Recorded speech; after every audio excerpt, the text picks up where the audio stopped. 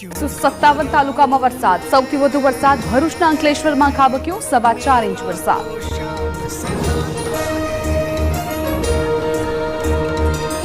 વરસાદને કારણે નવરાત્રીના આયોજનો ખોરવાયા, અમદાવાદ સહિત કેટલી જગ્યાઓ પર ભરાયા પાણી.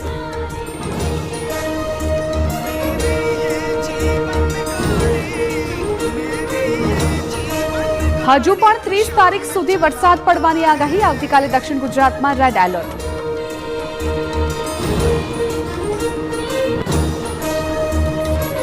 તો નવસારીમાં ત્રાટક્યું મિની વાવાઝોડું, ભારે વરસાદથી 10 ગામમાં તારાજી, 50થી વધુ ઘરોના ઉડ્યા છાપરા, 5 ઇજાગ્રસ્ત, જિલ્લાના 15 માર્ગો બંધ.